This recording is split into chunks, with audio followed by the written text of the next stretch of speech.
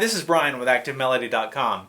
Well, for this week's guitar lesson, you're going to learn how to play a really fun ragtime guitar solo that you can play on an acoustic or electric guitar, and it's a lot of fun because you're accompanying a piano. It's kind of got that old school Bessie Smith style of playing, and it's just a lot of fun to do, and you'll find that it's really pretty easy. We're going to break it down. I'll show you how to do it, and I'll show you how to start to improvise in this style so that you can add this to your own playing.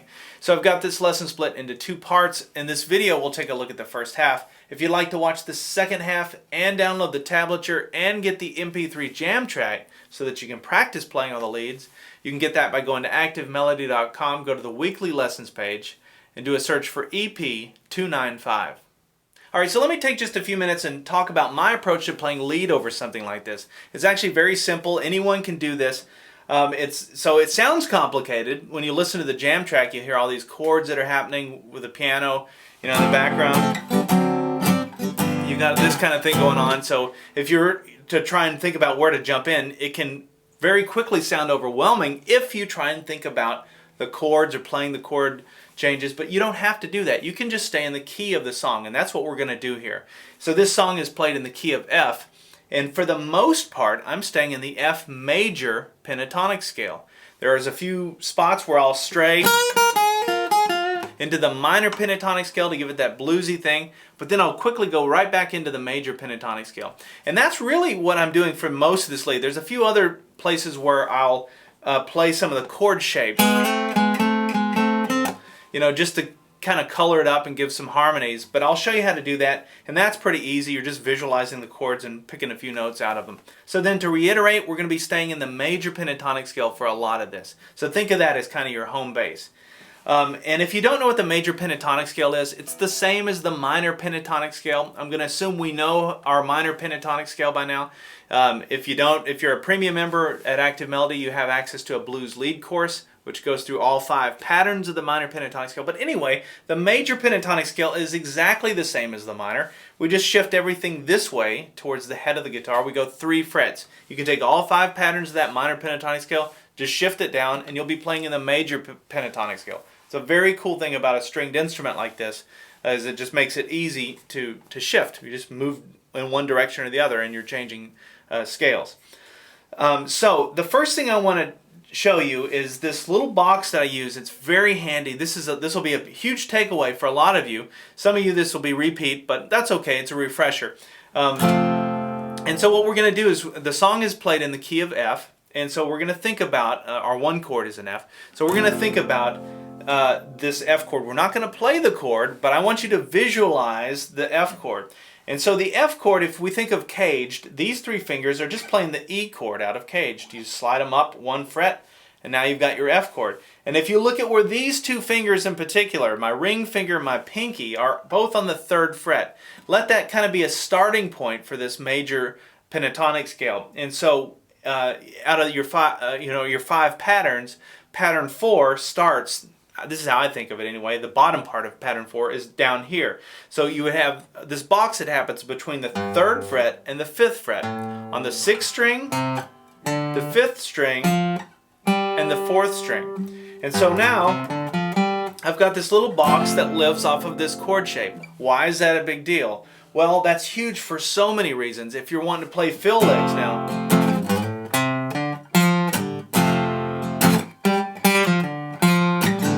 you can start to hear this major pentatonic scale thing happening off of this little box that's happening. And that's all you're doing. You're just playing the notes of the major pentatonic scale. But I want you to connect it back to this chord shape. And why that's important is now you can do this in any key. If you were to play in G sharp,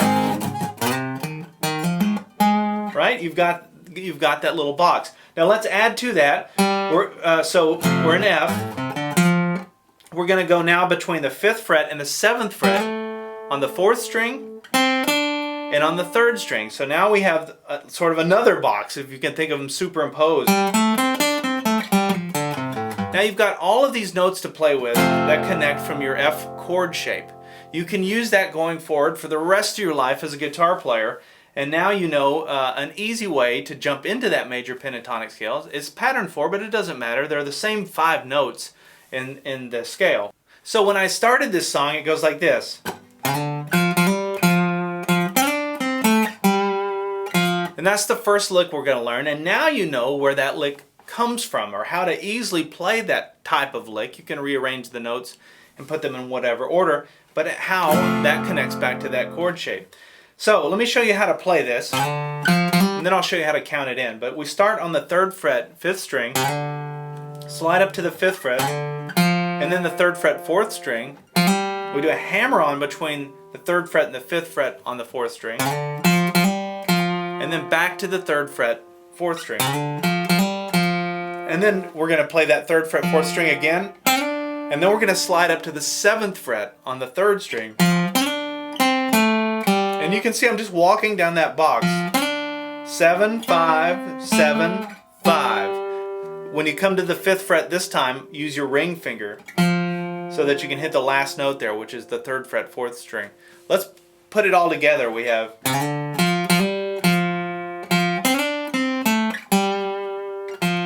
And those notes are just major pentatonic scale notes. Now, as a good practice for those of you that are premium members, you have access to this jam track, which is really cool, ragtime piano thing. Try putting on the jam track and just taking that box that I just showed you. Don't worry about the rest of what we're going to learn here, but just play with that box while the jam track is looping. And you'll start to hear that music is happening in real time just with that little extension there. It's a very cool thing. And the more that you play with it, the more you realize how to start to create melodies. And that's what this first part is. Just singing a little melody. Okay, so the way we count this in, this starts on the 2 of the first measure. So it's 1, 2. So there's an empty note there for the 1. It's a rest.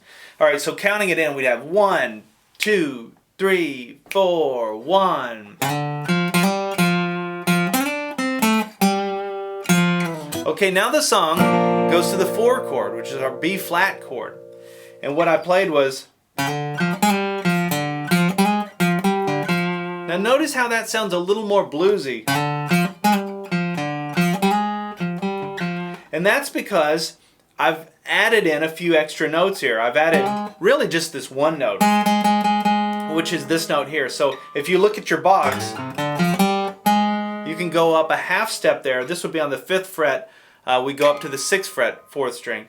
And just remember that. You can add that now to that little box that you've got and give it kind of a bluesy flavor. And if you look at what that note is, if I were to play that B flat 7 chord, there's the note. It's the note in the dominant 7 chord. But you don't even have to get into that. Just know that you have this little extra variable that you can throw in if you want to blues it up a little. Right?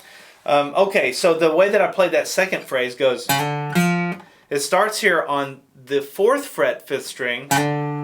We slide up to the 5th fret. Now play that with your ring finger. And then we're going to play the 3rd fret, 4th string. That's why you're playing that with a ring finger. So then you can come up here.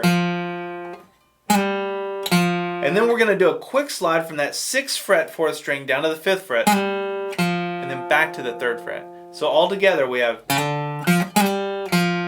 Kind of cool. And then after that I played...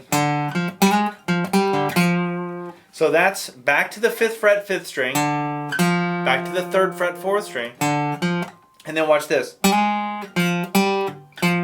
So that's sliding up to that note, which would be the 6th fret, 4th string, back down to the 3rd fret, 4th string, ring finger goes down to the 5th fret, 4th string. So all 3 of those notes were on the 4th string.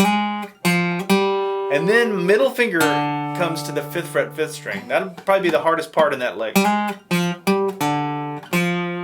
And then back to the 3rd fret, 4th string. I remember that lick from Freddie King. That was a Freddie King lick. He played on the 1st and 2nd string. And it's really minor pentatonic scale for an F to the major pentatonic scale. But I remember really struggling trying to get both those fingers in the same fret like that when there's one string apart. But you can do it. It's just a matter of practicing it.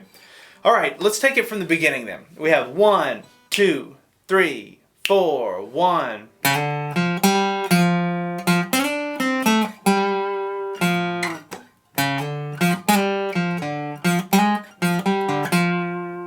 Okay, so all of that was played over the F, F7, the B flat, and then the B flat 7. And then I went like this. Back to that. Now that's where the song goes back to the F chord. And I came into this little harmonized third thing. And what I was thinking about, actually I was thinking about that same pattern I just showed you. You can see that those two notes overlap anyway if you were to play them together. So that would be the 7th fret 4th string and the 5th fret 3rd string. You can play those two notes together, and I just went down a half step and slid up to them. And that's another tip at any time, and that works over any note in your scale. You can always go down a half step and slide up to it and get this kind of out of the box, kind of bluesy thing that can happen. But that's what I'm doing there. The other way you can think about this is think about the F chord played right here. So you have an F chord here, and then you have an F chord here. And I go over all of these chord shapes in the Caged lesson, C-A-G-E-D. You can look that up on Active Melody if you're not familiar. But you can look at this chord shape, and those two notes are in that chord as well. So there's two ways you can look at playing that. So then to play that, I just slid into it 3 times like this. And then the song goes to the D7 chord, and I play another harmonized third. And then down to this point. Now to play that, it's the 5th fret 3rd string to the 7th fret 3rd string, back to 5. And now you're going to use your ring finger and your middle finger to play this. So your ring finger goes down on the 9th fret 3rd string, and your middle finger goes down on the 8th fret 2nd string. And you're going to go into that twice. And then the last note there is the 7th fret 3rd string. And what is this? Now the song at this point goes to the D7. And I'll be honest with you, when I was improvising, I just sort of went there. I didn't have, there wasn't anything super calculated. This is just something my ear, I could hear that, and I knew I could harmonize with that note by coming up to this shape here. These are shapes that you start to memorize over time. But if we were to get into where that is, the other way you can think about this, since we're playing over D, well, it's a dominant D7, but you can think of the D chord shape here. Look at these two notes out of that. And I've covered this before in other lessons where we talk about our harmonized thirds. And look at that second one. That's the note. And so that's why that works. This is just the major scale for D. A harmonized major scale for D. And so that may be getting too far off the path there, but I just wanted to give you some options for how you can think about that. But as I said candidly, I just sort of went there in my ear. I wasn't thinking about a scale when I was coming up with that. Let's take this from the beginning and play us up to that point. We've got a lot of notes that we've already learned. So we have 1, 2, 3, 4, 1.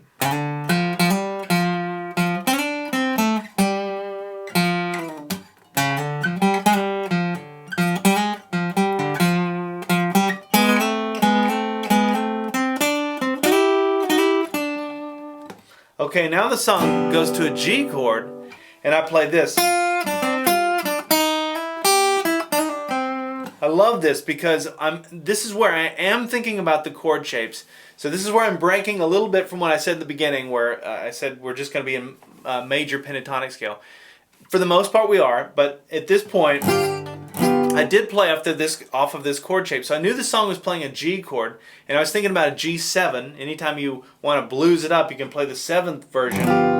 So I could picture this chord shape. And look where my pinky is. It would be the 6th fret 2nd string. And so when I started this lick, that's why I went there. And I'm just kind of tracing the notes really out of that G7 chord. So it's the 6th fret 2nd string, 3rd fret 2nd string. My middle finger goes down the 5th fret 3rd string. So and then we go back to the 6th fret 2nd string, back to the 3rd fret 2nd string. So just made a little loop there. And then Now look at that. What is that? Well, after the G chord, the song goes to a C chord. And look at the C chord shape here. Think of your C chord using the A chord shape out of Caged. The top part of that. That's what this is. So you can see that sliding into it like that is what gives it the. It makes it go from sounding like I'm just playing notes out of chords to playing a lead part. And so that's going to be something that you want to work on as you do play some chord changes and spots, is to think about some connective tissue between those chords. And sliding into them is what I always do. That's sort of, and you can see I've already done it many times. That's sort of my trick, is just to slide into it like this. So it's sliding from the 4th fret 2nd string up to the 5th fret, and then the 3rd fret 1st string back to the 5th fret 2nd string, and then there's this little hammer-on, pull-off, hammer-on thing that happens here, and that's the 3rd fret 2nd string going up to the 4th fret on the 2nd string, and then a pull-off. So I only picked that once. And then I did a hammer-on to the 5th fret 3rd string. Okay, so that G to the C lick goes like this.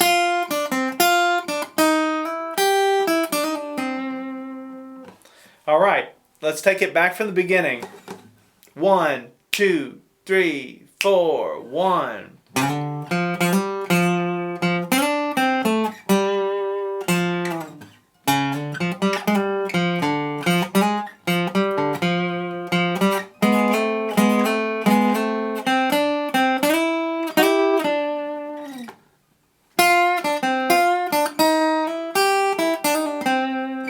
Now you can see this is where the song would go back. Goes back to the F chord. And what I did there, I went right back into that pattern 4. Remember, we started in the bottom part of pattern 4. But then we get into this top part of pattern 4. So this would be the 8th fret 2nd string. And I do a full bend. Bend and release. And then I come down to the 6th fret 2nd string. And then the 7th fret 3rd string. So you have this classic shape here. And I always visualize a little triangle between these 3 notes. If you were to draw a line between each of those notes, you'd see a triangle. Okay, so I'm starting that there on the 8th fret 2nd string, down to the 6th fret, and then middle finger goes down on the 7th fret 3rd string. And then we come back and we do another bend, another full bend on the 8th fret 2nd string. Now kill that bend, don't let it come down. I put my hand down on the string to stop the sound. Okay, and then the song goes to back to the B flat chord. And I played this out of that same triangle again. That's just the 7th fret 3rd string and the 6th fret 2nd string. I'm going back and forth between those two. And this time I'm doing a half bend, so I'm not doing a full bend. It's still the same fret, 8th fret 2nd string. There's a hammer on now between the 6th fret and the 8th fret on the 2nd string. Okay? And then I played this. I love that. That's more of a B.B. King style lick. But we're still in that major pentatonic scale. Now we've gone up to pattern 5. So this is a great little extension off of pattern 4. So those of you that are familiar with pattern 4, you can now take this point and in the triangle, think of it that way. This would be the 8th fret 2nd string, slide it up 2 frets. This will be up to the 10th fret 2nd string. And then just go ahead and bar there and play the 10th fret 1st string. And then come back to the 8th fret 1st string, 10th fret 2nd string, and then 8th fret 2nd string. So you can see I just made a little box there. You can see there's another box. I always like to think of these in shapes, triangles, boxes. It helps me to visualize. So I've got a triangle here, and I've got a box there. That should be a takeaway for some of you. So once we come to this, then I go to that 6th fret 2nd string, and then I push it up to a half step. So I go. That's where I'm coming up because the song is playing, the chord is a D chord. So I'm trying to hit that note. And that's the kind of thing I could hear it when I was improvising this. I wasn't necessarily thinking about a scale. I just wanted to fudge that note and get it to go into that chord that I was hearing.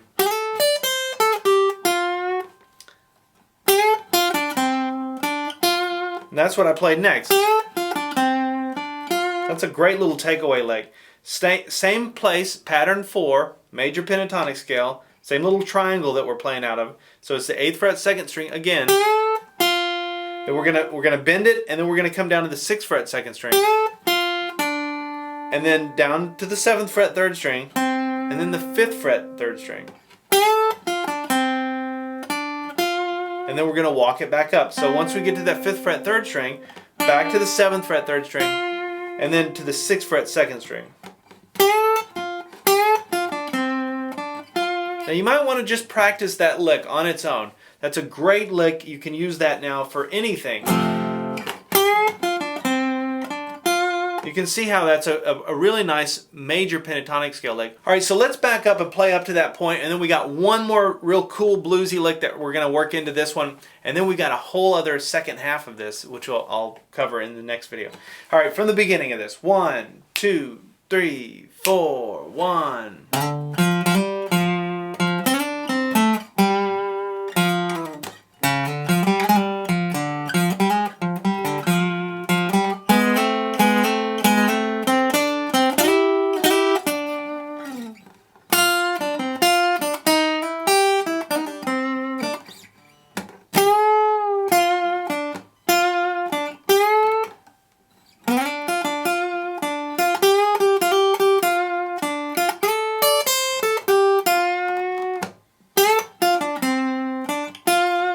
Right? So that's already almost finished, but just to close it out, I went. And that's where I went into, you can see it got real bluesy there for a minute, and that's because I went right back, I went from the F major pentatonic scale to the F minor pentatonic scale.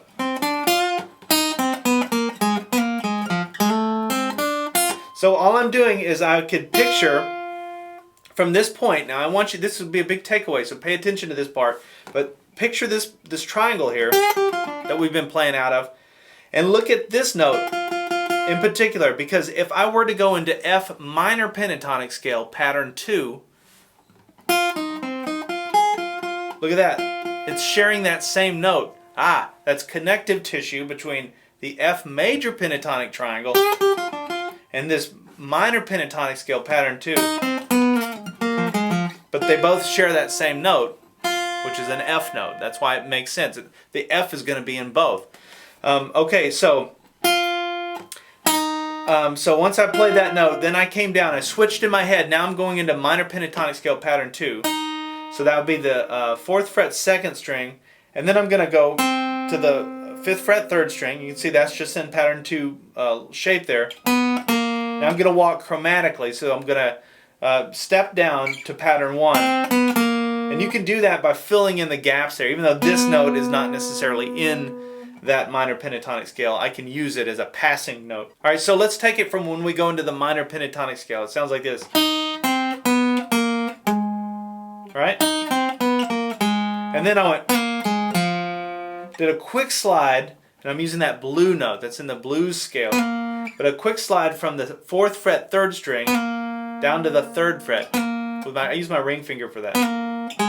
Back down to that 1st fret 3rd string. So you can see all that's played on the 3rd string there, except for that note. And then we're going to play the ring finger on the 3rd fret 4th string. And then watch that.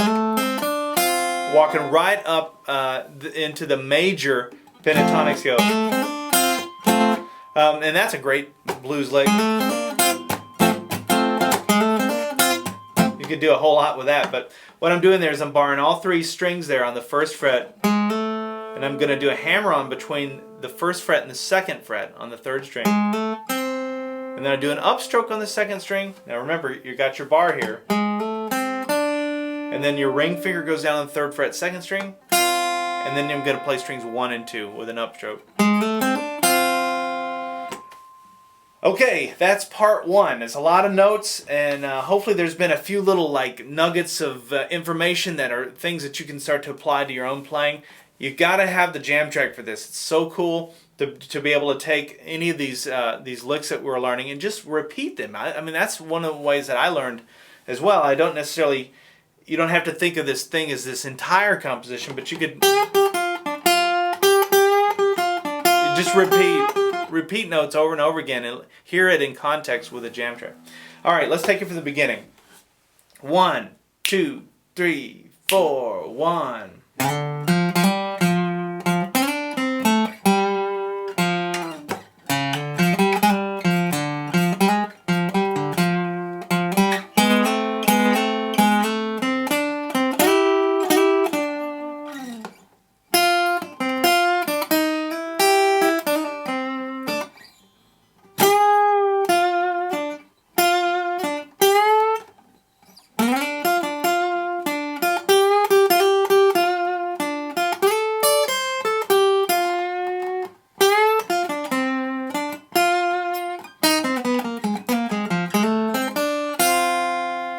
Alright, that's what we have for part 1. I hope you've enjoyed this.